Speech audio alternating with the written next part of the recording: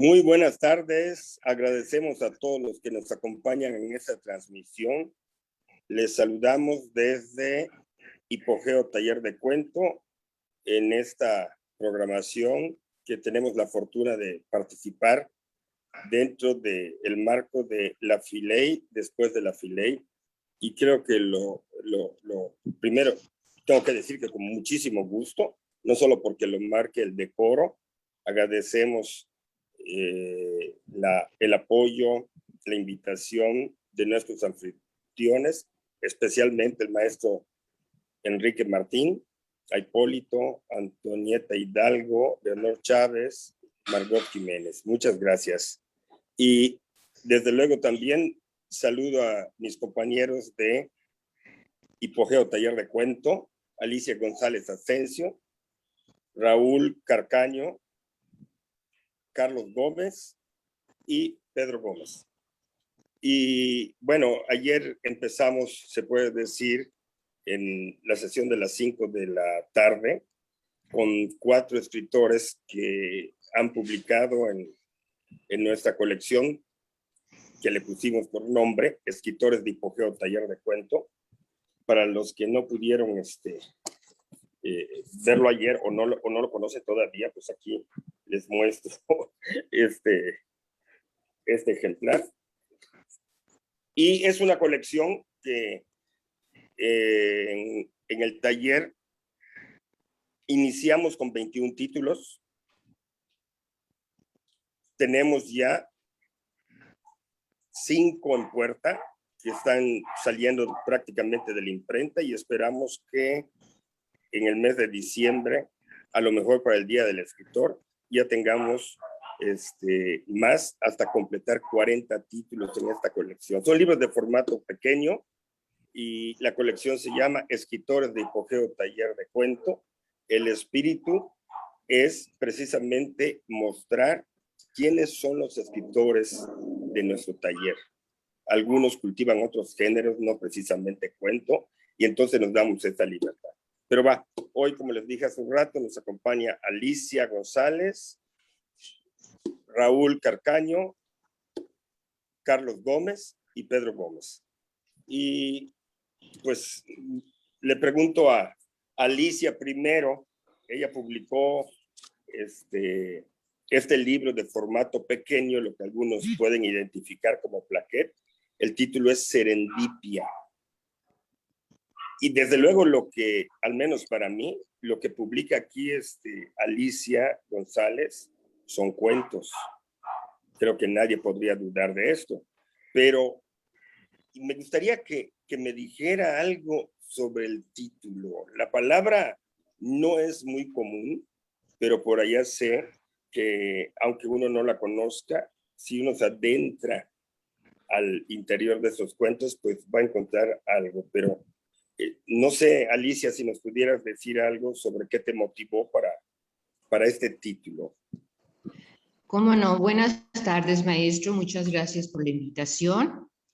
Desde luego, también para la FILEI, después de la FILEI, por brindarnos la oportunidad de participar en este conversatorio.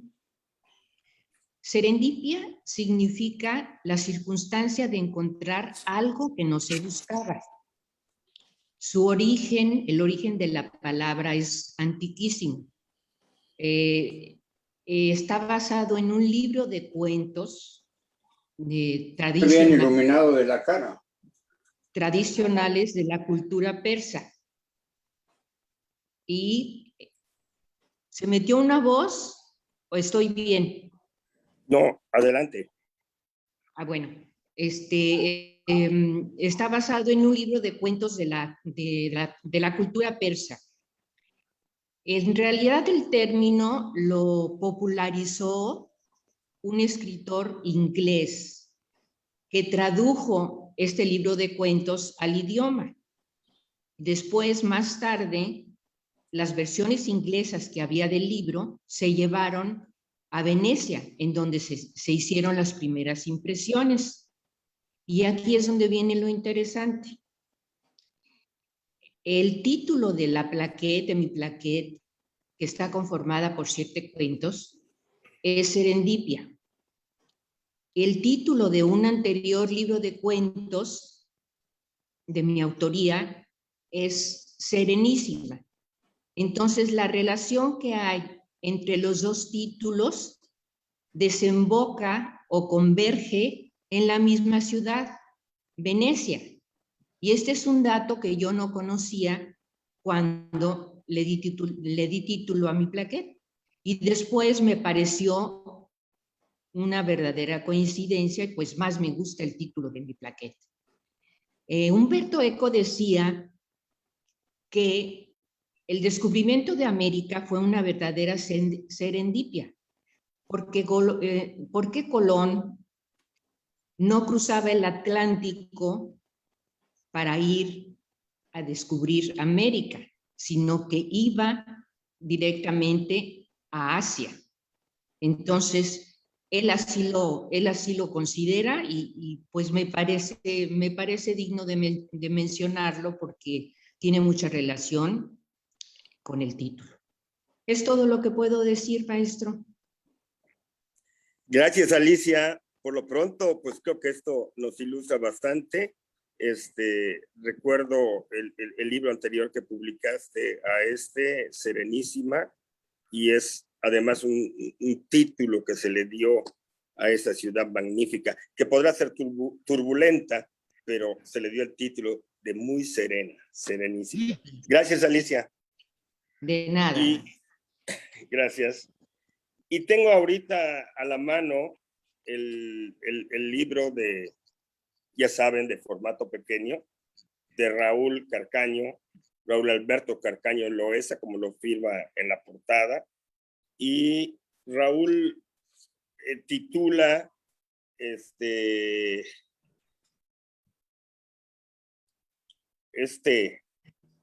libro, son cuentos igual, entiendo, coincidimos creo todos los que lo hemos leído, que son cuentos, pero más que el título, me gustaría preguntarle cuál es la temática que aborda en estos cuentos, porque parece que en este caso el título de la compilación como que ya nos sugiere de qué trata, ¿no? Entre comillas, porque pues, nadie puede decir de qué trata una mujer o cómo es una mujer, una misma mujer, a lo mejor como también los varones o los padres o los hijos o no sé qué más, pues es algo muy amplio, ¿no?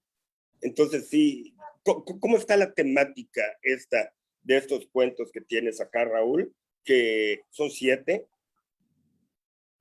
y que pusiste bajo este título. Si puedes, dinos algo de la temática, claro, por favor. Sí, bueno, Víctor, en esta colección Cuentos de Mujeres, pues abordo una gran variedad de temas que a mí me parece que son hoy más que nunca actuales y hasta cierto punto cotidianos pues en el diario vivir. Por ejemplo, manejo el tema de la depresión, manejo el tema también de la ira y de las decisiones que a veces se toman o no se toman dentro de esos estados emocionales tan complejos.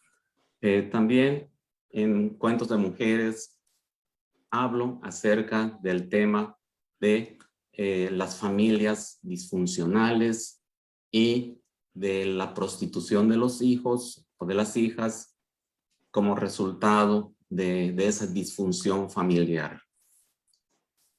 Otro de los textos aborda un tema que pues hasta ahorita ya se ha puesto más de moda todavía, que es el amor entre mujeres, el amor lésbico. También manejo el tema amoroso, pero desde la perspectiva de la seducción, desde la perspectiva del engaño. Otro de los temas que manejo aquí es el tema, por ejemplo, de la duda y el tema de la inseguridad que esa duda genera en quien vive o en quien tiene esa duda. Aquí tenemos que recordar también que esto de los temas o de las anécdotas que utilizamos para desarrollar un cuento, una novela, pues tienen su origen básicamente en 3 vías.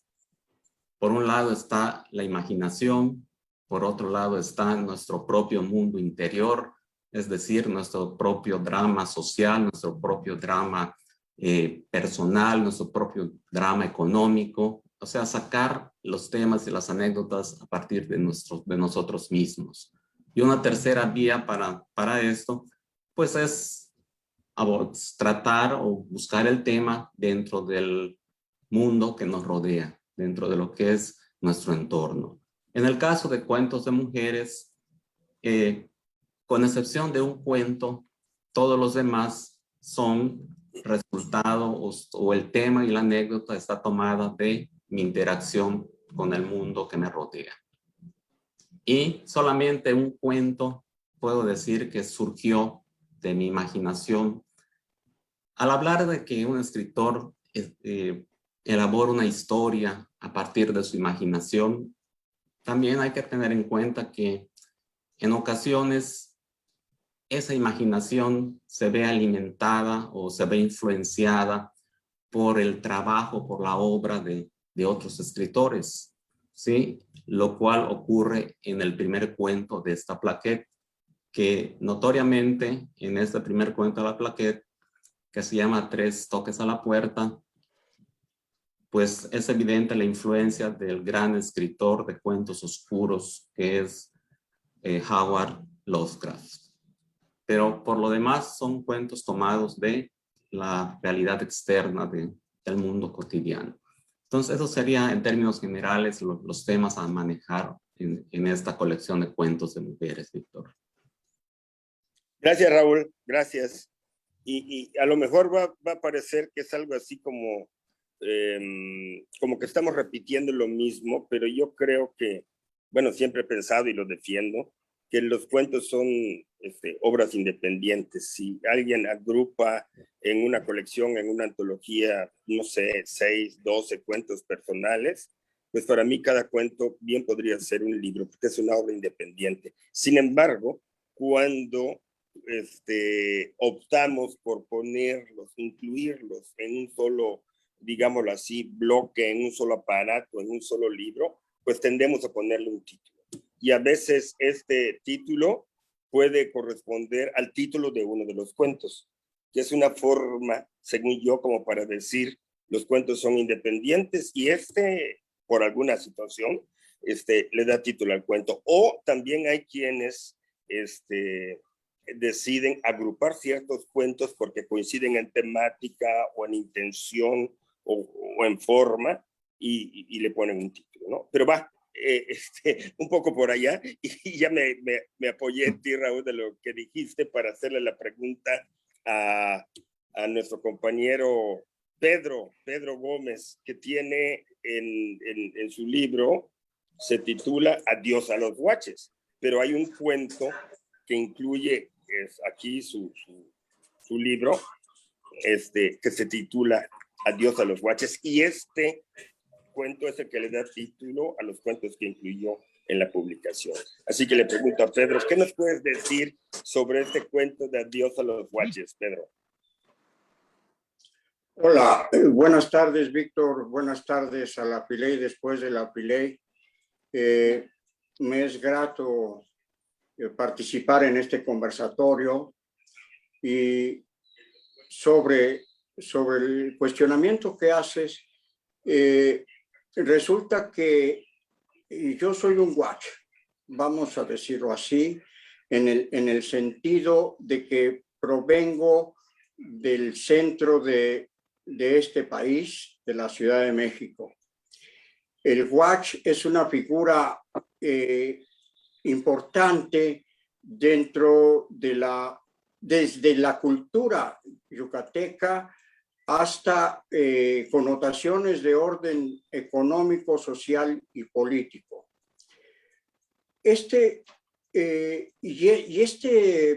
Digamos, esta abigarrada concepción del guach me llevó a idear una suerte de exorcismo del guach.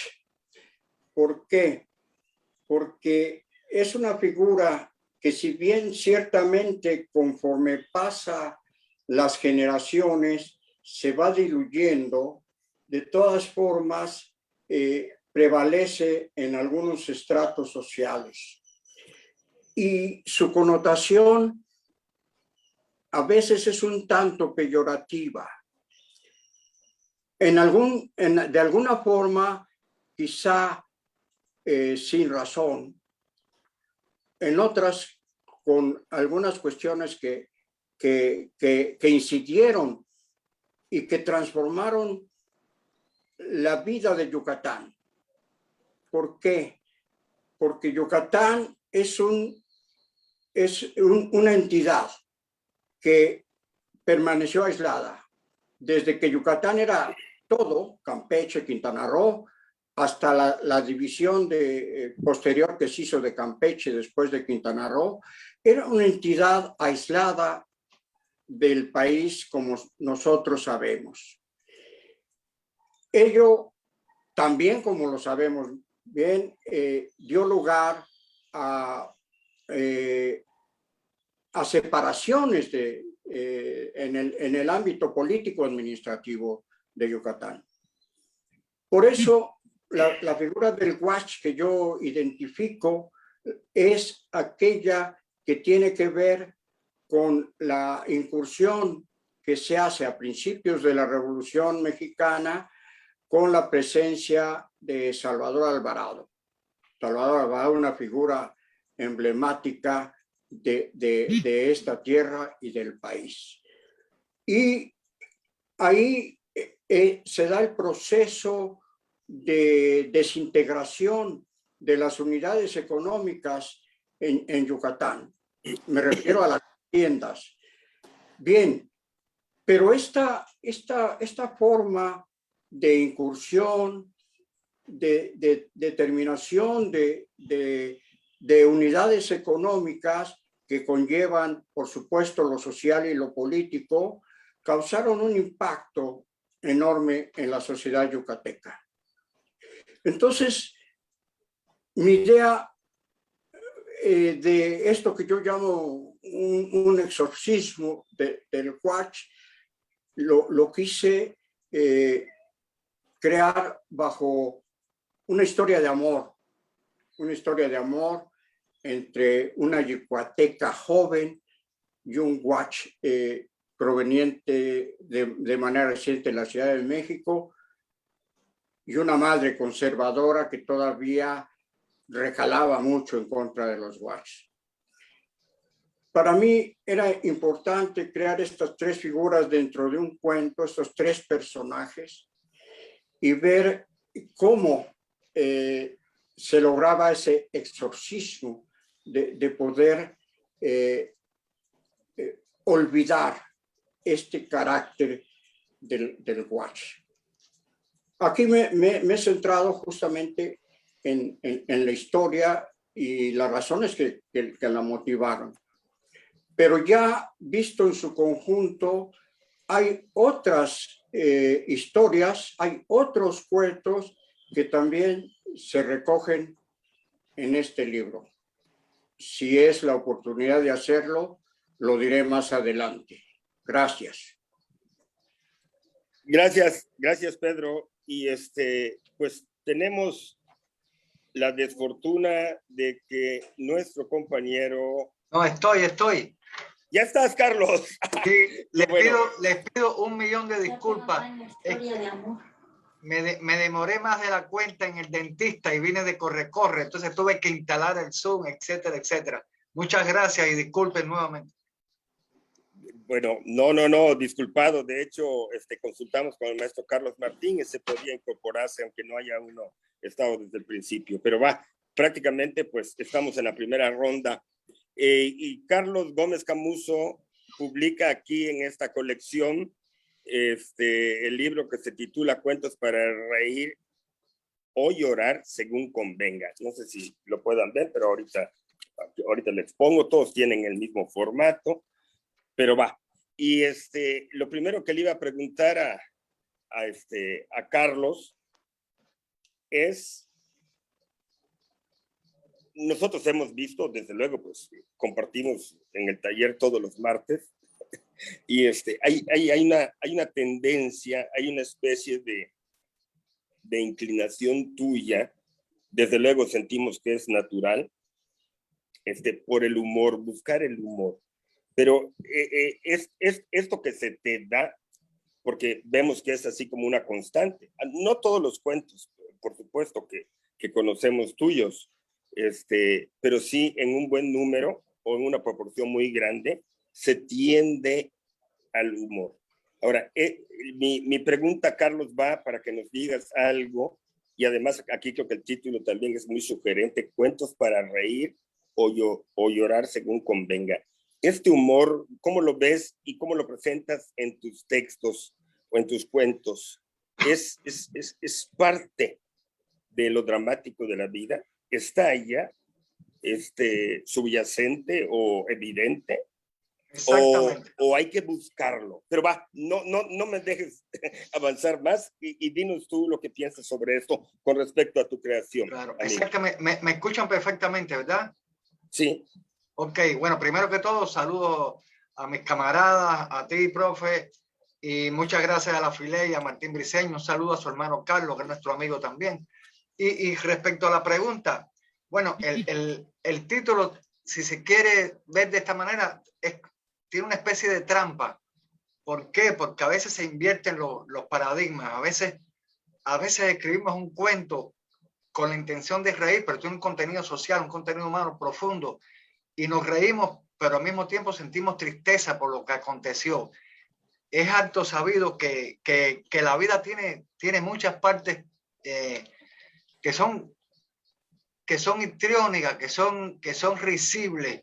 Hasta en un funeral, vemos en un funeral de un anciano y todos sus cuates están riéndose y haciendo bromas, recordando al difunto, pero se están riendo. Es decir, que se mezcla mucho lo trágico a veces con la risa. El ridículo también provoca risa.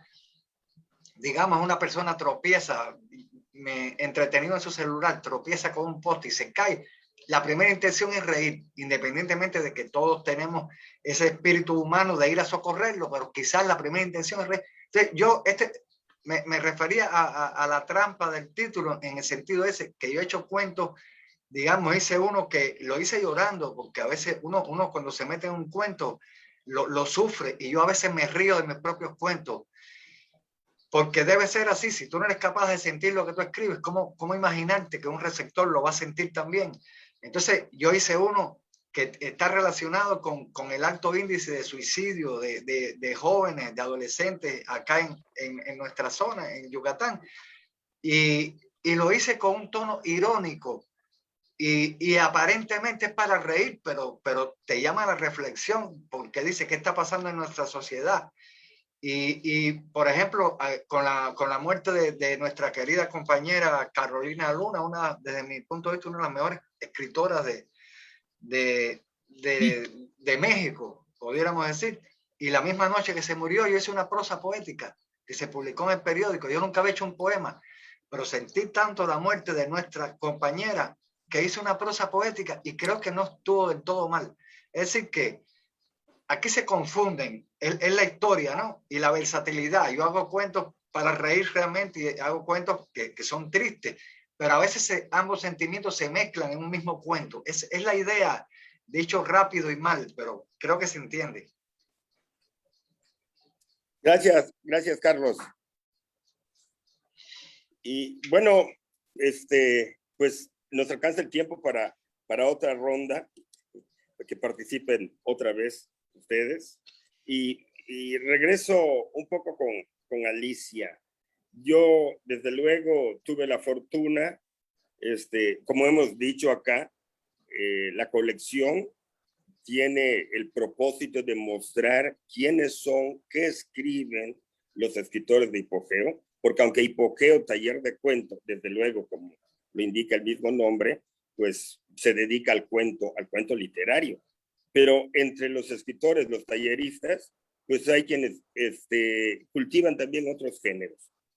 Y hay quienes han estado en otras latitudes, en otras épocas, Y efectivamente el libro que mencionó antes Alicia, que se titula Serenísima, pues tuve la fortuna de conocerlo porque lo presenté. Algunos cuentos se trabajaron en Hipogeo, si no recuerdo mal, pero otros ya los había ella preparado desde antes de ingresar al taller hace como 3 o 4 años. Y yo le pregunto a Alicia, hace un rato nos dijo algo sobre la ciudad de Venecia, pero hemos visto en muchas de sus creaciones, en una buena parte de sus creaciones, que siempre hay algo relacionado con un lugar un poco distante. Puede ser del extranjero, puede ser distante en el tiempo o incluso de nuestra patria, pero siempre hay algo así. ¿Cómo relaciona? No sé si es casual, Alicia, si nos pudieras decir algo, la temática con los viajes. ¿Es con intención? ¿Es casual? ¿Así surge? Lo que nos puedas decir, Alicia.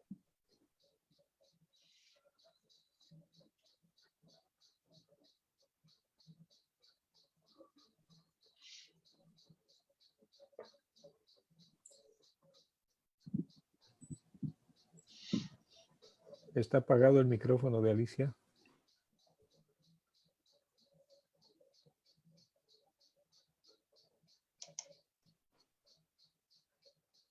Alicia.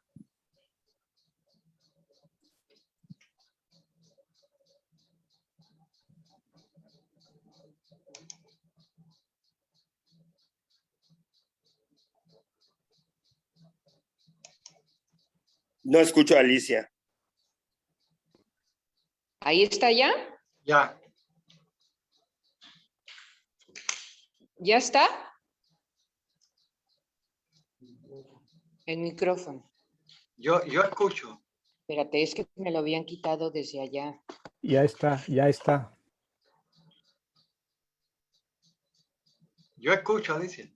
No sé el resto. Yo igual escucho.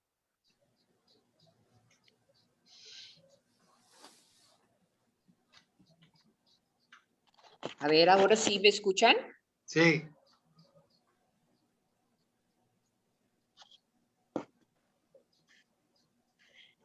Pueden responder el resto de los ¿Me camaradas. escuchan? Pedro, Carcaño, ¿la escuchan, por favor? Adelante, escuchamos. Sí, pero no, está en lo mal.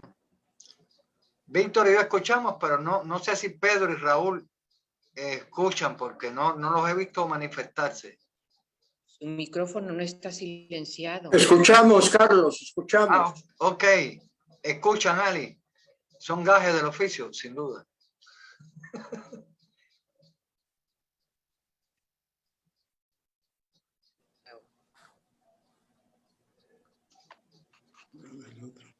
Se escucha bien, por favor, si puede responder ¿Me Alicia. escuchan? Sí, escuchamos, Alicia. No, pero yo no los escucho a ustedes. Y lo tengo en el volumen máximo. Sí te oigo, Alicia. ¿Qué hago? Bueno, Maestro. si escuchaste lo que te propuse, pues adelante, Alicia. Si quiere continuar con alguno de mis compañeros, soluciona el problema, por favor.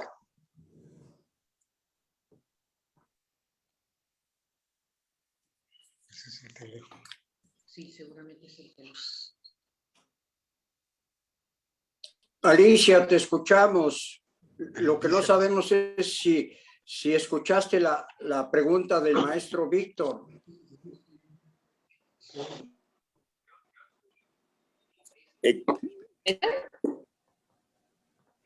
No, escucha. ¿Puede continuar otro? Bueno, entonces continuamos con Raúl, si les parece.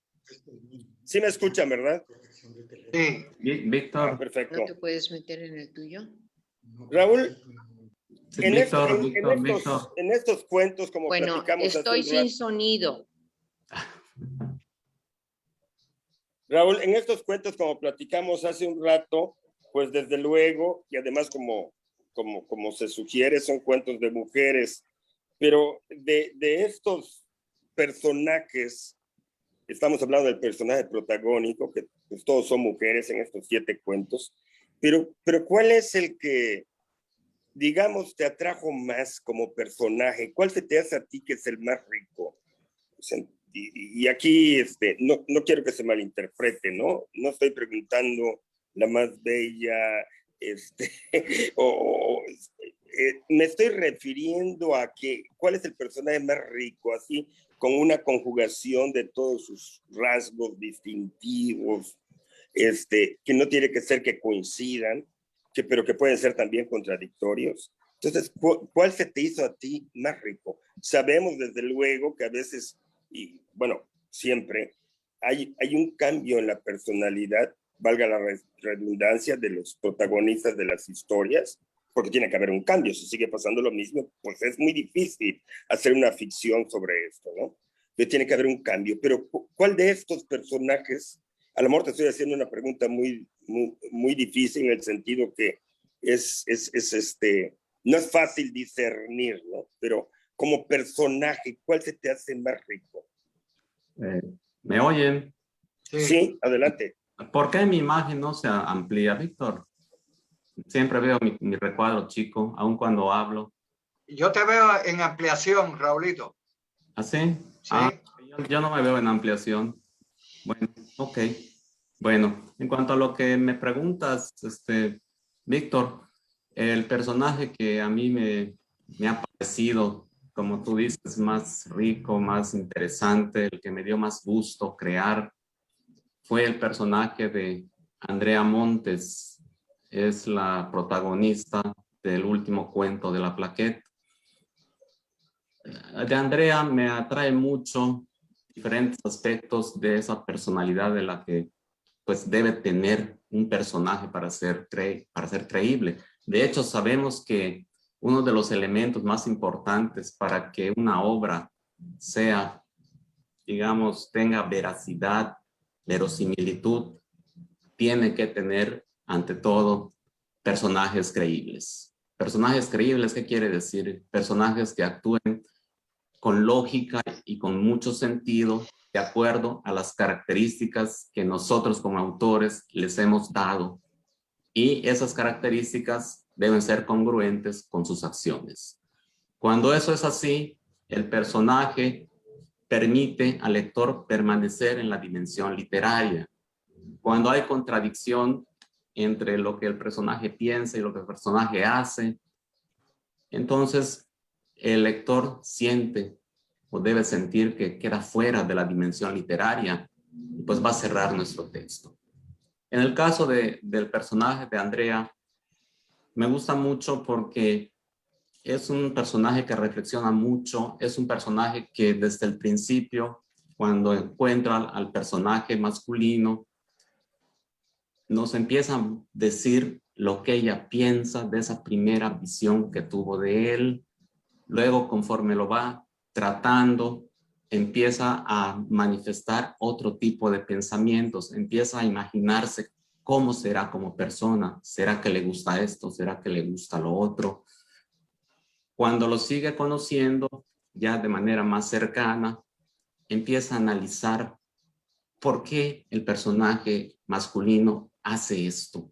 ¿Será por esta razón? ¿Será por esta otra? O sea, nos empieza a dar unas razones para interesarnos en la relación que ella piensa o quiere tener con el personaje masculino.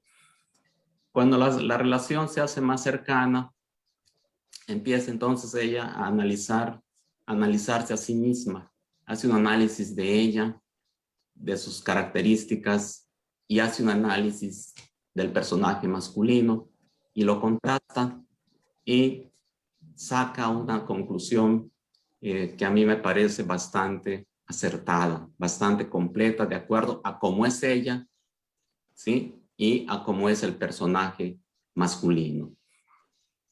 A partir de allá, también esta muchacha Andrea empieza a contarnos cuando ya siente esa atracción por el personaje masculino, empieza a contarnos con cierto detalle las cosas que en lo personal ella podría hacer, o le gustaría hacer y no se atreve, para tratar de acercarse al personaje todavía más, de manera más personal. Cuando logra ese acercamiento personal, Andrea entonces se vuelve, o ella misma reconoce que se ha vuelto soñadora, que se ha vuelto una persona que idealiza, ¿sí?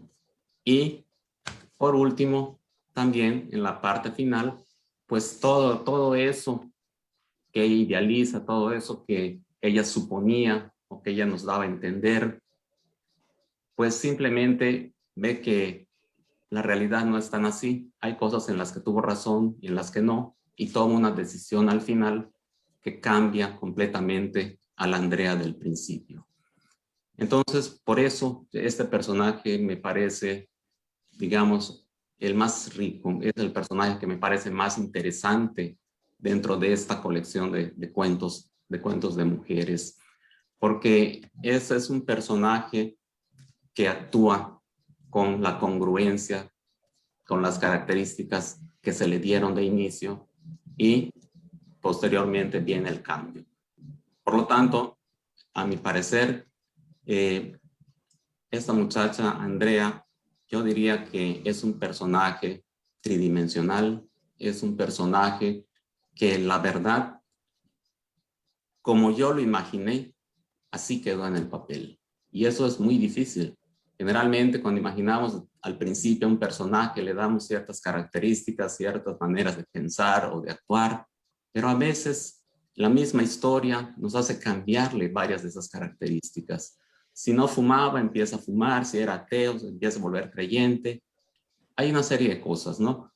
Pero en el caso de Andrea, me parece que esa congruencia es lo que le da pues mucha credibilidad a ese personaje y verosimilitud a la historia. Entonces lo que te podría decir, Víctor, que este personaje de Andrea Montes es el que me ha parecido, digamos, más rico y he disfrutado mucho más hacerlo y luego leerla. Gracias, Raúl. Muchas gracias. Sí, y a lo largo de estos cuentos que tú tienes, qué caray, hace un rato creo que dije, me confundí, que son 7, pero no son 7. En fin, No. pero va hablando de los personajes, usas en los personajes femeninos, Nadia, Andrea, Elisa, y entonces yo veo que buscas nombres comunes, que no den el sobresalto, no apoyarse en algún prejuicio para que nos den alguna significación del mismo personaje. Son nombres comunes, los de todos los días. Sí. No lo quiero decir así porque no quiero sonar peyorativo, pero no usas, por ejemplo, no tengo nada contra eso, un Nicteja o un nombre ruso o algo así, porque creo que lo que más importa, y creo que es lo que te preocupa, por eso era mi pregunta antes, ¿y qué personaje te gustó más en el sentido de que uno lo tiene que caracterizar y no descansar nada más en el nombre? Gracias, Raúl. Y bueno, los personajes no descansan en el nombre, ya lo viste. Exactamente. No descansan en el nombre, porque si le pones un nombre en el que descansar, ya adelantaste parte del trabajo. Y uno puede omitir gran parte del trabajo. Sí. Gracias, Raúl. Bueno, y regreso con Pedro. Pedro, aquí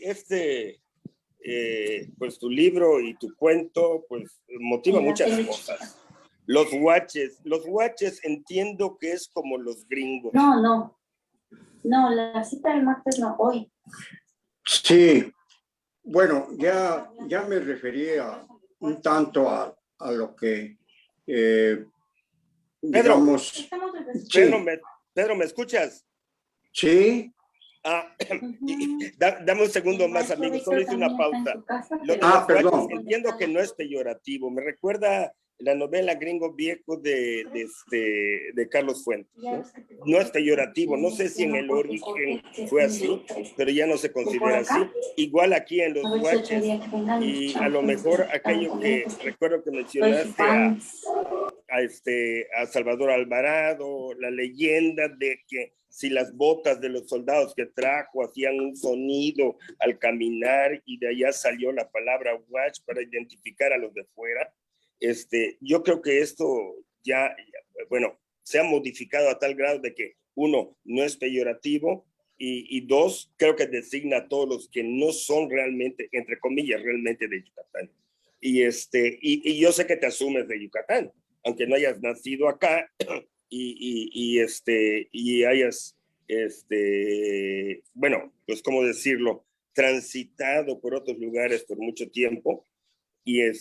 Pero mi pregunta es, alguien que viene con todo ese bagaje como tú, escritor desde hace muchos años, aunque tal vez no tanto en ficción, esta temática que a lo mejor está en ese cuento o a lo mejor está en todos los cuentos, ¿cómo lo ve alguien de fuera que viene? Y lo digo de todo corazón, por eso digo que no es peyorativo. Bueno, mi mamá es guacha también. ¿Cómo llega aquí y se interesa por nuestros temas?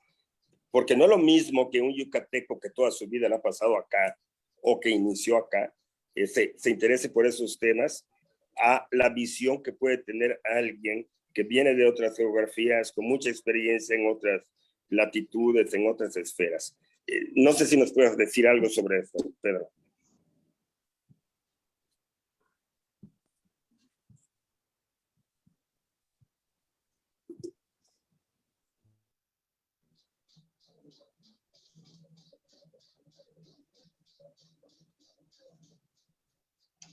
Encender el micrófono. Oh, perdón. ¿Ya se escucha? Sí. Bien. Adelante, Ahora sí Pedro. te escuchamos. Bien. Lo repito. Llegar a tierras yucatecas es una revelación en muchos sentidos. Porque si bien ciertamente uno tiene idea de las cosas que pasan en el país, no solamente de Yucatán, sino de otras entidades, el poder convivir, el poder conocer cosas que uno supo de oídas o que leyó, por una parte, pero por otra, la más importante es el contacto que uno tiene directamente con la gente y con el conocimiento de los lugares, digamos, in situ. Entonces, aquí hay una cultura diferente. Ciertamente, todavía prevalece una idea que se utiliza en una frase como la hermana República de Yucatán, que ese fue un concepto generado a lo largo del siglo XIX y que después prevaleció como una costumbre el referirse así a la hermana República de Yucatán. Pero no hay tal, o sea, finalmente el proceso paulatino de integración de Yucatán al país, ¿no? Nos fue dando un acercamiento del que hoy todos gozamos. Pero lo cierto es que hay cosas que son indefectibles, como que, para mencionar una cuestión, lo que podríamos llamar el español yucateco, es decir, la enorme cantidad de términos, palabras y expresiones que se utilizan en Yucatán. Uno podría decir, bueno, si vas al norte del país, también hay expresiones oriundas de esos lugares. Ciertamente que los hay. Pero aquí es más acendrado. Aquí, si uno revisa las estadísticas, el grado de población indígena maya es muy alto. Los hablantes del maya yucateco es una cantidad considerable. Pedro, Si a esto- perdón que interrumpa, Pedro, pero si puedes abreviar un poquito para al menos preguntarle algo más a Carlos, por favor. Sí, cómo no. Gracias. Termino con dos ideas.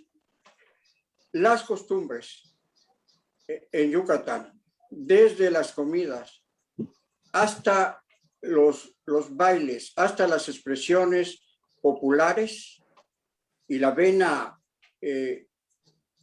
digamos, sentimental de la trova yucateca, son rasgos que distinguen a esta entidad.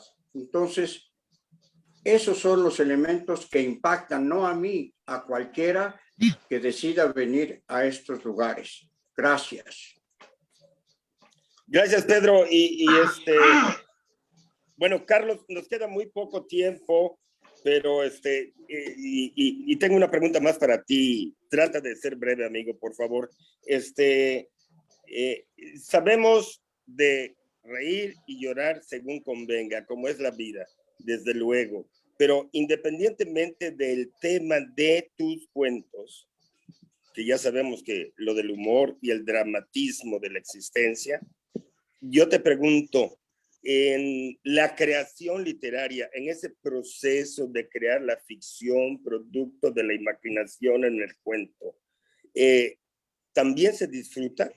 ¿También hay dolor y drama? ¿O solo se disfruta? Yo creo que Lo que todo, nos puedas decir brevemente, sí, Carlos. yo creo que todo se lleva junto. Bueno, el libro, porque yo defiendo la idea de que es un libro de pequeño formato, más que una plaqueta, por el diseño, por el contenido y por el continente, por ambos inclusive. Y en cuanto a la temática, yo no quisiera nunca inclinarme por un solo tema, porque es que la vida es versátil y hay muchos temas. El escritor debe estar alerta con todo lo que acontece a su alrededor y puedes escribir de millones de cosas. Tú mismo lo dices, Víctor, en nuestros talleres, que puedes ver una mariposa pasar cerca de ti, inspirarte un cuento y no vas a hablar precisamente de una mariposa. A lo mejor hablas de la libertad de un ser humano que estaba oprimido o del dolor que liberó una persona, etc. Yo creo que el escritor tiene que vivir alerta con todo lo que acontece alrededor. Y todo lo que acontece alrededor es muy variado. Yo creo que encasillarse en un tema, a veces te dicen, a ti te va bien en el humor negro. Ah, perfecto, gracias, pero no es lo que pretendo. Y ya lo he dicho en el taller, yo estoy releyendo a Carlos Fuentes, Aura, y digo, voy a escribir en segunda persona, porque me parece que es una clase magistral de segunda persona, Aura, de Carlos Fuentes. Entonces, uno está experimentando, las temáticas son variadas. Aquí, quien decida comprar el libro, que ya debes haberlo dicho dónde está ubicado, en la librería de la biblioteca municipal, se va a dar cuenta que los cuentos son muy variados. Son cuentos que tratan de las cosas más absurdas, entre comillas, posibles, pero además son cosas que pueden suceder. El escritor puede imaginar una cosa y puede ser coincidente, y a lo mejor alguien te dice un día, oiga, eso que usted escribió, que es una ficción, parece absurdo, sin embargo a un amigo mío le pasó. Es decir, que la fantasía y la realidad no hay. Hoy en día se cuestiona mucho, y con los medios, con la tecnología moderna, hoy se cuestiona mucho qué es lo normal, qué no lo es, qué es real verdaderamente y qué no lo es. Y estaríamos hablando toda la tarde en esto. Yo creo que en síntesis es eso. Mi temática es variada porque variada es la vida y todo acontece y uno quiere escribir de todo lo que lo rodea a uno. Punto. Gracias, Carlos. Muchísimas gracias. La verdad, yo les agradezco a ustedes su participación. Perdón por esa despedida así un poco tan abrupta, pero efectivamente los libros se pueden conseguir de esta colección que se titula Escritores de Hipogeo, Taller de Cuento, que ya vamos a llegar en diciembre a 40. Tenemos ya 22, 25. Pueden conseguirlos en la librería de sede culta ubicada en la Biblioteca Estatal Cepeda Peraza. Muchas gracias, buenas tardes y ojalá nos sigan en la siguiente sesión, donde nos van a acompañar otros 4 escritores de Hipogeo Taller de Cuento: Yuri González, Alexis Álvarez, Yolanda Gallegos y Antonio Paz. Muchas gracias a todos. Buenas tardes. Buenas tardes. Gracias, buenas tardes. Gracias.